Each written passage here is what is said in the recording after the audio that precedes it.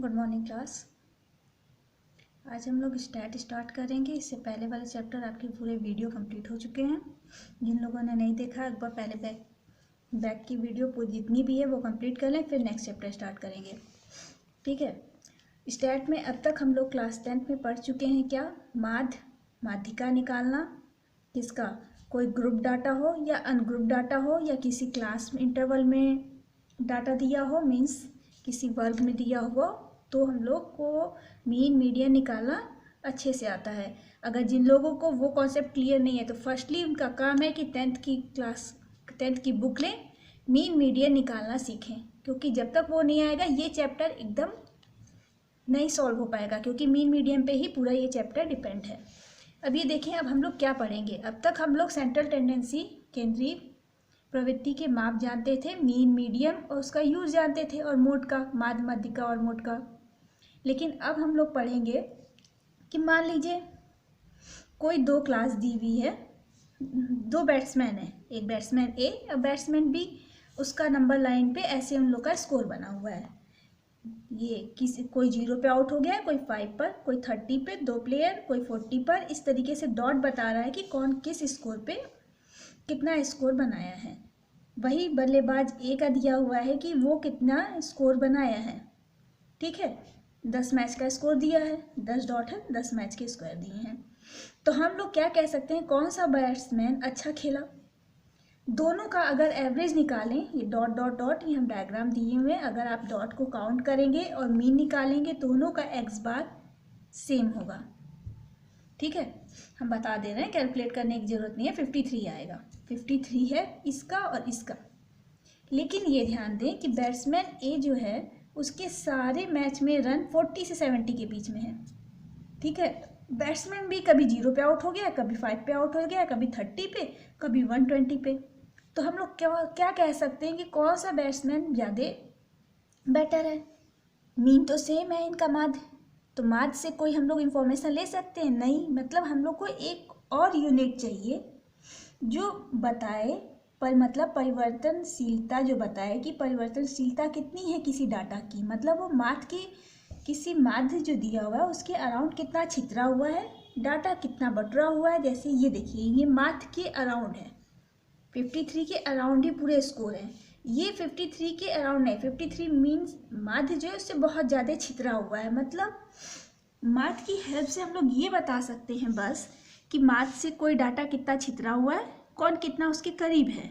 मतलब एक हम लोग को और यूनिट चाहिए जो ये चीज़ बताए।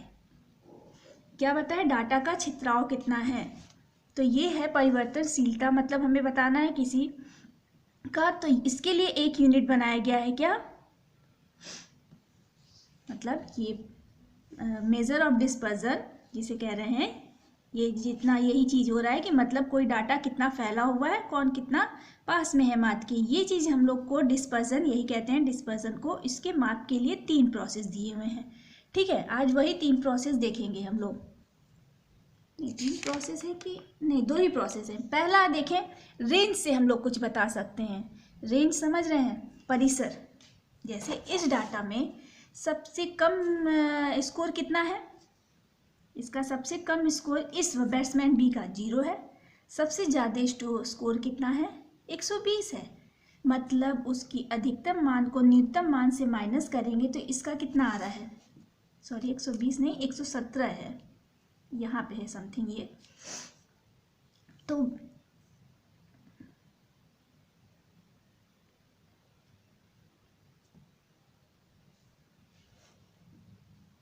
एक मिनट, ये कुछ क्वेश्चन शायद हमने गलत लिख दिया है, छोड़े रहने दें।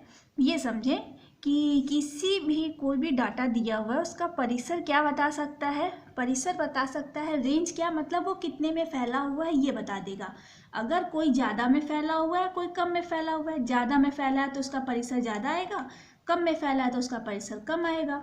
मतलब उसका उच्चतम मान से न्यूनतम मान को अगर माइनस करेंगे तो जो वैल्यू आएगी वही तो परिसर भी। मतलब कोई एक डाटा में सबसे ज़्यादा वैल्यू ये आ सकती है, सबसे कम से कम वैल्यू ये आ सकती है।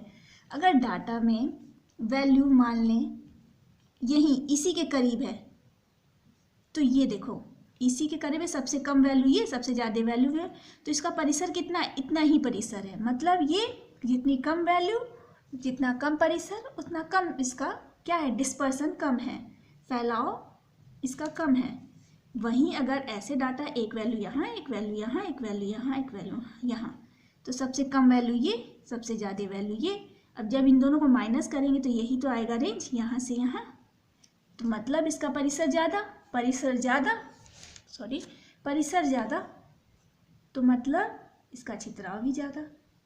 तो मतलब इसकी हेल्प से थोड़ी सी हम लोग बता सकते हैं, थोड़ा सा आइडिया, पूरी तरीके से नहीं बता सकते कितना है, अप्रॉक्सीमेटली बता सकते हैं कि अगर परिसर ज़्यादा आ रहा है तो कहेंगे कि वो ज़्यादा छितरा हुआ है, अगर कम आ रहा है परिसर मतलब वो कहीं सारे के सारे डाटा किसी एक यूनिट के आसपास हैं।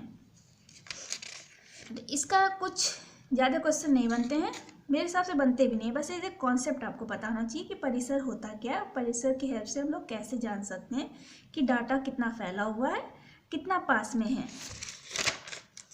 और ये जो फैलाव और पास जो हम बोल रहे हैं वो किसके हम लोग बोल रहे हैं, सेंट्रल टेंडेंसी, केंद्रीय प्रवृत्ति के, मीन्स मीन या मीडियन, माध्य माध्यिका के अराउंड कितना फैला है, इसकी हेल्प से हम लोग बताएंगे। कुछ यूनिट तो चाहिए ना कहने के लिए कि किसके अराउंड वो फैला ज़्यादा है डाटा, मीन या मीडियन के अराउंड, ये चीज़ बताएगा यहाँ पे मेजर ऑफ डिस्पर्सन की मीन मीडियन के कौन कितने करीब है, मतलब उसी के अराउंड पूरे के पूरे जुटे हुए हैं कि उसके दूर दूर फैले हुए हैं। तो चलें, अब बात आती है, अब सेकंड मेथड जो है मीन डेविएशन, यही इसी पे क्वेश्चन बनेंगे आपके। मीन डेविएशन क्या करेगा, यही बताएगा आपका, जैसे परिसर हेल्प कर रहा था, तो इसमें एग्जैक्ट वैल्यू बताएगा कि कौन कितना फैला है और ये ज़्यादा वैल्यूएबल है उसके कंपैरिजन में परिसर के। तो कैसे निकालेंगे देखें। अब ये देखें, अगर कोई x1, x2, x3 विचलन दिया हुआ है, एक कोई फिक्स्ड वैल्यू है, तो उसका डिफरेंस क्या होगा, x1 माइनस ए। इस a से कितनी दूरी है कैसे निकालेंगे, x1 माइनस ए, ऐसे तीन अगर यूनिट बना दें, ये x1, ये x2, ये x3, और यहाँ पे कोई a वैल्यू फिक्स्ड ले लें, तो a से अब देखो कितना फैला हुआ है, ये डिस्पर्सन कैसे बताएगा, यही तो कितना फैला हुआ है, नंबर लाइन से ही तो देखेंगे। तो ये x1 माइनस ए, ये इतना दूरी पर है इसके यूनिट से, और हमने क्या कहा, कोई एक यूनिट होगा उसी के अराउंड में देखेंगे कि वो कितना फैला हुआ है।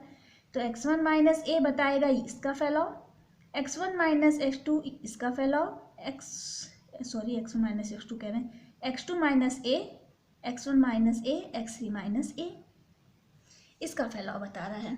ठीक है, लेकिन बात ये आती है जब हम लोग मीन मीडियन के अराउंड फैलाव देखेंगे, तो मीन तो एवरेज वैल्यू है ना, कोई भी डाटा अगर दिया हुआ है, मान लो डाटा देखो 2, 4, 6, 8, 10, ये डाटा दिया हुआ है, ऐसे दिया हुआ है x1, x2, x3, x4, x5, इसका समेशन करेंगे तो कितना आएगा, 6, 4, 10, 20, 30, और डाटा कितने हैं 1, 2, 3, 4, 5, मीन्स x बार की वैल्यू कितनी आएगी 30 डिवाइड बाई 5 मीन्स 6, 5 या 30। अब यहाँ देखो xi माइनस 6, मीन के अराउंड देखो इसका फैलाव क्या आ रहा है, इसका देखो 2 minus 6 minus 4, 4 minus 6 minus 2, 6 minus 6 0, 8 minus 6 2,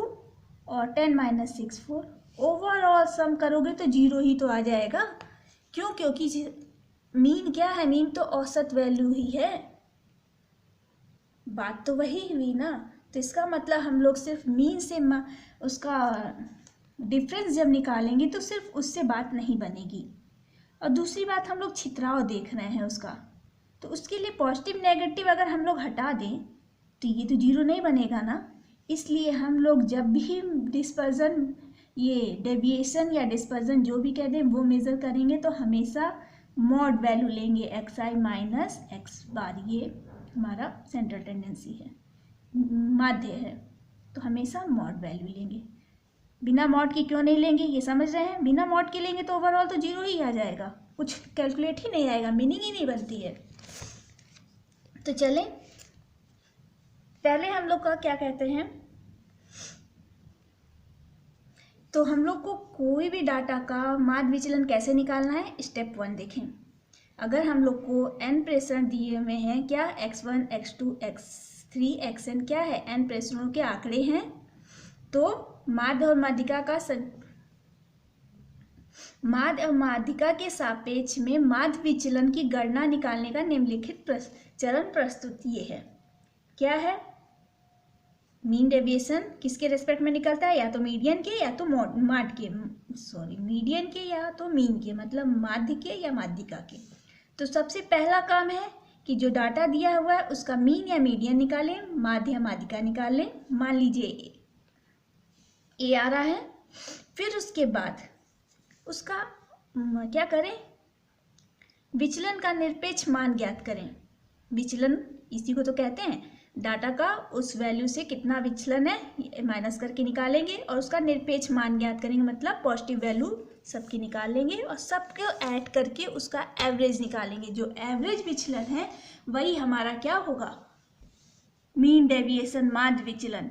सबका विचलन किससे निकाला, ए से। ए क्या है, माध्य माध्यिका, जो भी वो बोला रहेगा उसका एवरेज जो निकालेंगे वैल्यू, वही हमारा क्या होगा, मीन डेविएशन। तो मतलब कोई डाटा अगर नॉर्मल दिया होगा x1 x2 xn, तो उसका मीन डेविएशन कैसे निकलेगा, xi माइनस a, सबका summation i equal to 1 to n divide by n। Question देखें, खुद ब खुद समझ में आ जाएगा। इस पे मान ली ये कह रहा है निम्नलिखित आंकड़ों के लिए माध्य के सापेक्ष में माध्य विचलन ज्ञात कीजिए। क्या बोला है, माध्य के सापेक्ष में, मतलब हमें क्या निकालना है, पहले ए क्या होगा यहाँ पे, ए यहाँ पे क्या होगा, मीन। डाटा ये दिया हुआ है, टोटल डाटे 20 हैं, काउंट कर लेंगे। आप लोग ये डाटा उतार लेंगे, ये एग्जाम्पल है बुक का, तो बुक से ही देख लेंगे, नोट करने की ज़रूरत नहीं पड़ेगी। ठीक है, डाटा 20 डाटा दिए हुए हैं, मतलब n की वैल्यू हमारी 20 है और हमारा मीन, अगर डाटा इस फॉर्म में दिया हो तो मीन कैसे निकलता है, माध्य। सारे डाटा की वैल्यू ऐड कर दो और जितने डाटा है उसके नंबर से डिवाइड कर दो। तो सारे डाटा को जब ऐड करोगे, ये वीडियो स्टॉप करके खुद भी कर सकते हैं, 200 आएंगे। 200 को जब 20 से डिवाइड करेंगे तो वैल्यू क्या आएगी, 10, मतलब मीन की वैल्यू हमारी 10 आ गई। ठीक है, अब हमें इसी मीन के अराउंड इसका क्या निकालना है, विचलन निकालना है। तो चलें, मीन के अराउंड अगर विचलन निकालें तो देखें 10 का इससे देखें 10 माइनस 12 2, 10 माइनस 3 7, 10 माइनस 18 8। हमेशा बस हम डिफरेंस निकालें, आएगा तो 10 माइनस 18 माइनस 8, लेकिन मॉडुलस वैल्यू लेनी है ना, तो 8, 10 माइनस 7 7, 10 माइनस 4 6। इस तरीके से सबका सब आप निकाल लेंगे। पॉज करके वीडियो देख लें एक बार, ये आपका काम है, ये आप खुद कर सकते हैं, आप बस कॉन्सेप्ट पे समझें। अब मीन डेविएशन क्या कहता है, सारे विचलन को जो निकाले हैं उसके निरपेक्ष मान को ऐड कर दें, विचलनों के निरपेक्ष मान को ऐड करें। तो क्या होगा, modulus i equal to 1 to 20 data दिए हुए हैं, xi minus x bar divide by 1/20, और ये ऐड करेंगे तो आएगा 124। जब इसको 20 से आप डिवाइड करेंगे तो आंसर आएगा 6.2। मतलब ये दिए हुए आंकड़ों का माध्य के सापेक्ष में विचलन, माध्य विचलन क्या होगा, 6.2। तो इस डाटा, ये छोटा बहुत क्वेश्चन पूछेगा तो ये तो सिंपली है, फॉर्मूले से कर देना है, एवरेज निकालना है विचलनों का, विचलनों के निरपेक्ष मान का एवरेज निकालना है, वो तो आप निकाल लेंगे। तो मेन क्वेश्चन आपके आते हैं, मेन टॉपिक, ये तो आपको बेसिक कॉन्सेप्ट समझाने के लिए ये क्वेश्चन दिए थे। अब देखें, डाटा नॉर्मली इस तरीके का कम दिया रहेगा। अगर डाटा वर्गीकृत आंकड़ों के माध्य विचलन कैसे निकालेंगे ये देखेंगे। अभी तक तो हम लोग जो डाटा वर्गीकृत नहीं है उनका देखा, उन पे बेस्ड उसमें कुछ भी नहीं है, मीन निकालने आ गया, बस उसको माइनस करके विचलन निकालें और विचलन की निरपेक्ष मान को ऐड करके एवरेज निकालें। तो उसमें कुछ ज़्यादा कॉन्सेप्ट नहीं करना था, इसलिए मैंने उस पर ज़्यादा जोर नहीं दिया। इसको देखेंगे हम, वर्गीकृत आंकड़े की माध्य विचलन मीन्स दो तरीके के होते हैं वर्गीकृत डाटा। एक तो डिस्क्रीट फ्रीक्वेंसी डिस्ट्रीब्यूशन, मतलब असत बारंबारता बटन, असत बारंबारता बटन, ठीक है, डिस्क्रीट फ्रीक्वेंसी डिस्ट्रीब्यूशन, दोनों लिख दिया है, देख लेंगे। तो ये किस तरीके का होता है, ये इस तरीके का डाटा होता है, मतलब